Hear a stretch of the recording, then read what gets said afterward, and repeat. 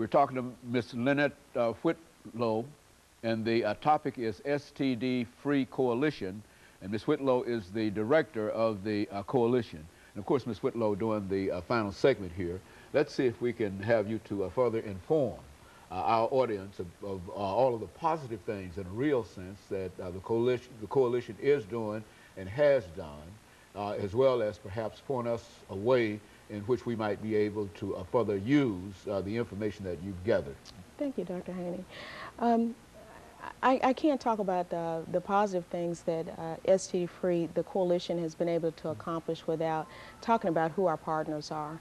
And specifically, our board chair is Melvin Breaux with Project Hope, and then we also have members of our board from Hope Clinic for Women, and also the First Response Center that operates a wellness center and does prevention education as well. And the Metro Public Health Department, who is our contract agency, and the Department of Probation and Parole person sits on the board that is from that department, Metro Social Services also. We also have some individuals who represent radio stations. Sharon Williams, Sharon K, as she's known, is one of our primary persons that gets together with the coalition, and they've also done some hosting of some of our activities. By the way, which are National HIV Testing Day, that's one of our flagship activities. Also, something called, there's a lot of fun, called the STD Haunted House, which routinely for several years took place on the campus of Tennessee State University. That particular program is, in 2001, was the recipient of the Tony Cox Funding Award from the Cable Positive organization, and we're very proud of that. As well, that particular activity is replicated at sites across the nation. MTSU is a site that replicates that activity. The University of Alaska replicates that activity, and also a program, an AIDS service program in the District of Columbia, Washington, D.C., replicates it also. STD Free is is a model program of the Centers for Disease Control. And because of that, it has also replicated, the program itself is replicated in Memphis, Tennessee.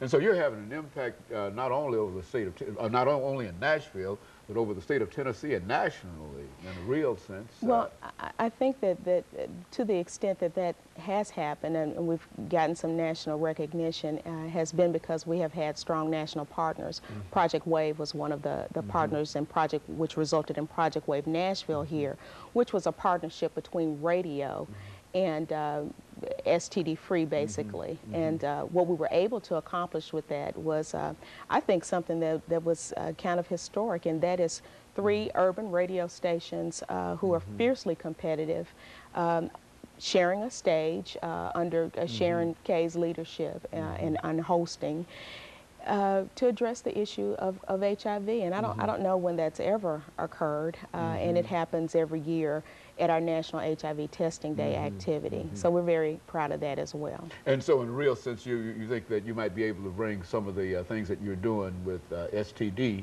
into the HIV issue. Well, we work with both issues. HIV, of course, is a sexually transmitted disease. So when we're working with syphilis and talking about chlamydia, we're also talking about HIV and AIDS as well. And I think that's something that's a little bit different from maybe some of the AIDS service organizations here in the city that have a primary thrust that's related to HIV and AIDS specifically. And of course, Ms. Whitlow, the reason I say that is because I guess I've been talking to most of the individuals who have a primary concern with AIDS